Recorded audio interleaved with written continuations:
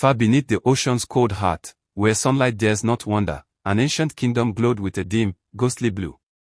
Its walls were woven from coral and bone, its great pillars carved from the wreckage of forgotten ships.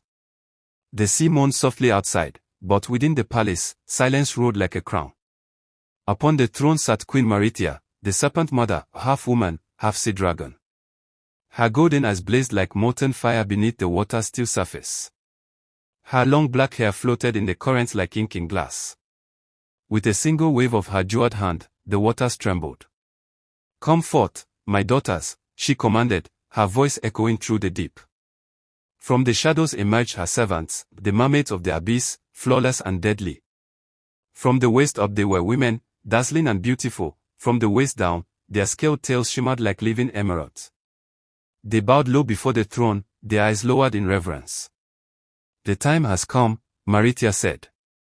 "The world of men has forgotten who rose the waters. Go into their cities, their homes, their churches. Charm them. Tempt them. Destroy them. Bring their souls to me." The mermaid sang in reply, their voices sweet as honey and sharp as razors. With a single strike of her massive tail, the queen summoned a swirling storm, a dark spiral of living power that wrapped around her daughters and lifted them upward. They shot through the ocean's ceiling and burst into the night air with a hiss. When the moonlight kissed their tails, the scales dissolved, and they rose as perfect human women, flawless, enchanting, and cursed. As the sea wind carried their laughter toward the sleeping cities of men, the hunt for souls began. Thunder rolled across the riverton sky like drums of war. Rain crashed against rooftops, flooding the streets and swallowing all sound. Inside a cream-colored house on Hazelwood Estate, two voices fought to be heard above the storm. "Enough," shouted Pastor Joel Adisa, pacing the living room, his eyes burning red with frustration. "How long will you talk like this, Joel?" cried his wife, Miriam, standing by the table, hands on her waist.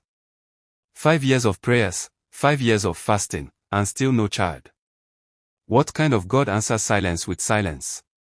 "Watch your tongue, woman," Joel thundered, slamming his hand against the wall. "Do not mock the Lord in this house." Miriam laughed bitterly. "Preach to your congregation, Pastor, not to me. Out there you wear holiness like a robe, but here you are just a man who cannot fix his own home." Her words struck like lightning. For a long moment, Joel stood frozen, the truth stinging his pride. "I will not sin because of you," he muttered, grabbing his car keys. "Where are you going?" "To clear my head," he growled and stormed out into the rain. He drove aimlessly through the wet streets, the rain drumming against the windshield. His heart ached with anger and shame until he saw her.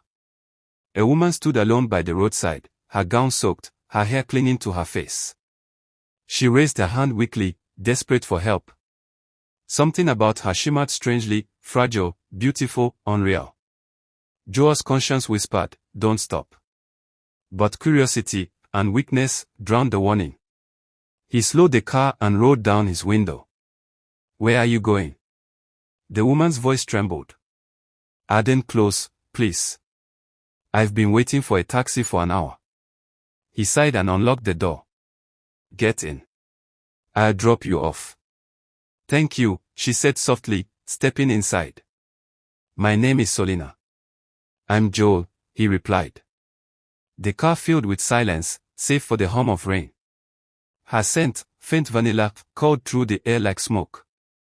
"You look troubled, Mr. Joel," she said after a while. "Like someone carrying too much." He gave a small, tired smile. "It's been a long night." When they reached her gate, she turned to him. "You're drenched. Please, come in for tea. It's the least I can offer." Joel hesitated.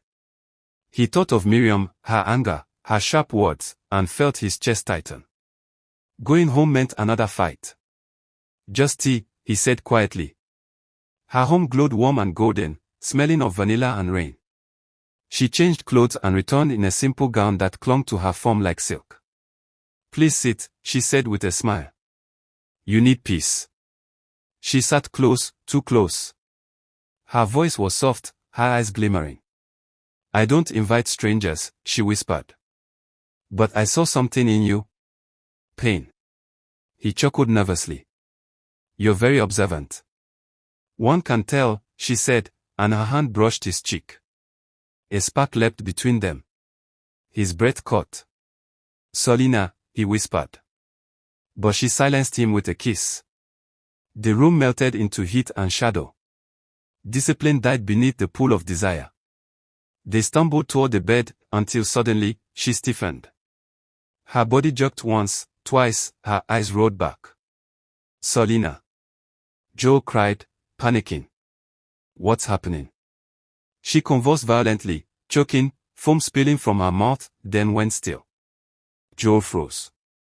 God, no, what have I done? Her body was lifeless. Fear gripped him.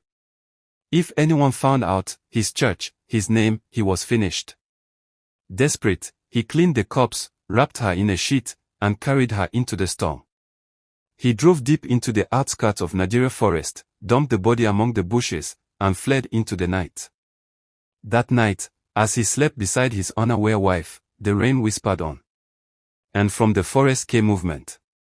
A great serpent, dark and glistening, slithered from the grass, sliding through mud and shadows until it reached his window. It slipped beneath the duvet and crawled toward him. Jesus! Joel screamed, sitting upright, but the snake was gone. Only darkness remained. It was a dream or a warning. Days passed. Guilt ate him alive. He could not pray, could not eat. His sermons became hollow echoes.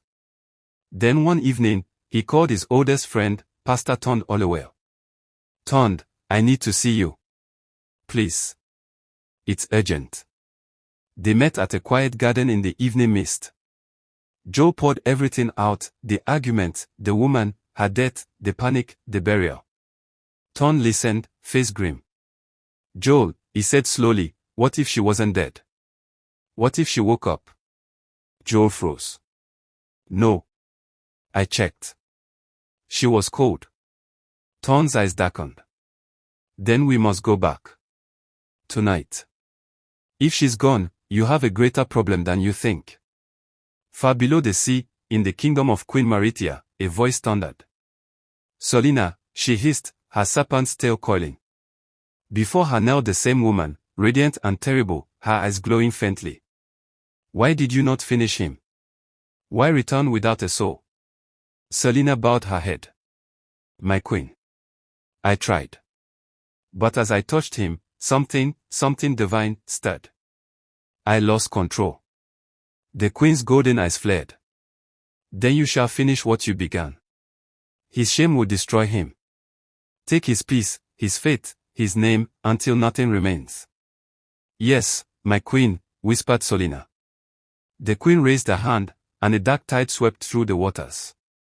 Solina vanished in a swirl of mist, rising once again toward the surface world, toward Riverton, toward Joel Adisa. That night, the pastor tossed in his sleep, whispering her name. Solina. And the shadows trembled. Moral lesson. Sin begins where prayer ends. Even the strongest faith can crumble when pride and temptation take root. Pastor Joel's downfall began not with lust, but with anger, pride, and silence. The moment he chose offense over forgiveness, the door opened for destruction. Evil rarely enters with force, it whispers gently, disguised as comfort, kindness, or escape. Guard your heart when you are wounded, for that is when darkness speaks the loudest.